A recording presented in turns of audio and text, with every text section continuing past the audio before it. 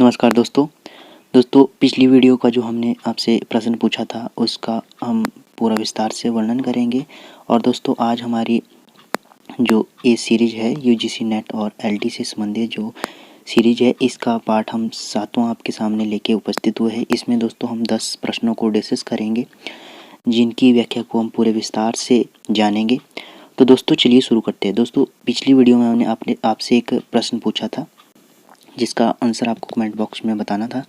तो 4 ऑप्शन दी गई थी उसमें और प्रश्न था हमारा कि मार्क्सवादी सिद्धांत के अनुकूल नहीं है। मतलब कथन दिए गए हैं 4 जो मार्क्सवादी सिद्धांत के अनुकूल नहीं है। तो इसका राइट आंसर हो जाएगा डी, साम्यवादी व्यवस्था में भी राज्य तथा समस्त राजनीतिक और कानूनी ढांचे बने रहेंगे। ये इसका राइट आंसर हो जाएगा। आज का प्रश्न है दोस्तों हमारा, मार्क्सवादी चिंतकों का कालक्रमानुसार सही अनुक्रम लगाइए। तो इसका राइट आंसर हो जाएगा ए, कार्ल मार्क्स का जो रचना का जन्म काल है 1818 से 1883 तक है और फ्रेडरिक एलेंगेस का 1820 से 1895 तक और व्लादिमीर इच लेनिन का ये 1870 से 1924 तक है।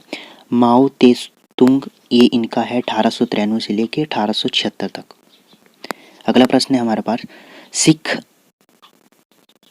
अमलदारी की उखड़ती हुई ब्रिटिश राम साम्राज्यशाही का चित्रण किस उपन्यास में है? तो ये इसका राइट आंसर हो जाएगा मायादास की गाड़ी। ये किसका उपन्यास है? तो ये भीष्म साहनी जी का उपन्यास है। इनके अन्य उपन्यास कौन कौन से हैं? तो झरोखे है, तमस है, बसंती है, कुंतो, नीलू नीलिमा, नीलोफर, ये 3 उपन्यास इनके प्रमुख है। अगला प्रश्न है हमारे पास, फणीश्वरनाथ रेणु के किस उपन्यास में पूर्वी पाकिस्तान की से विस्थापित होकर बिहार के पूर्णिया जिले में आए हिंदू शरणार्थियों की दारुण कथा का चित्रण किया गया है? तो इसका राइट आंसर हो जाएगा जुलूस। जुलूस में ये पूर्वी पाकिस्तान की विस्थापित होकर बिहार के पूर्णिया जिले में बसे हुए हिंदू शरणार्थियों की व्यवस्था का चित्रण है।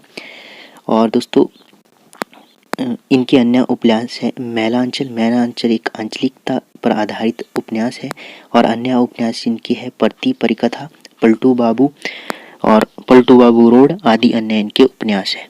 अगला प्रश्न है हमारे पास, सुन्नी घाटी का सूरज उपन्यास के लेखक है? तो दोस्तों सुन्नी घाटी सूरज के उपन्यास के लेखक श्रीलाल शुक्ल जी है। 4 ऑप्शन दी गई है और श्रीलाल शुक्ल जी इसका राइट आंसर हो जाएगा।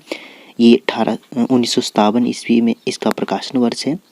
और इनके अन्य उपन्यास है राग दरबारी 1968 में और यहाँ से वहाँ 1969 में, अंगद का पाँव ये बहुत फेमस उपन्यास है इनका, और राग दरबारी, अंगद का पाँव 1958 में, आदमी का जहर 1972 में इसका प्रकाशन है और सीमाएं टूटती है 1973 में, विश्रामपुर का संत ये 1998 में इसका प्रकाशन वर्ष है।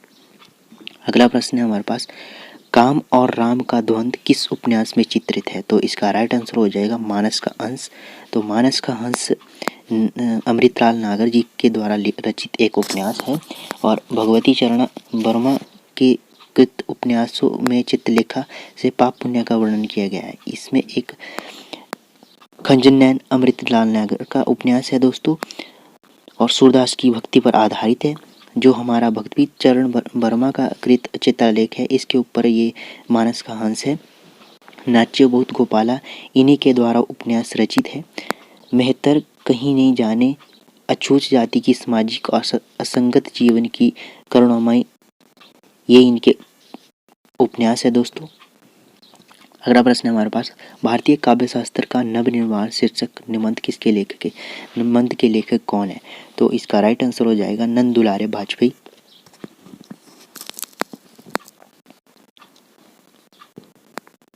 अगला प्रश्न है हमारे पास, साहित्यकार की आस्था तथा अन्य निबंध ग्रंथों के रचनाकार कौन है? तो ये महादेवी वर्मा जी इसका राइट आंसर हो जाएगा। ये इसका प्रकाशन कब हुआ? तो 1962 में। आलोचनात्मक निबंध संग्रह है दोस्तों महादेवी वर्मा जी का।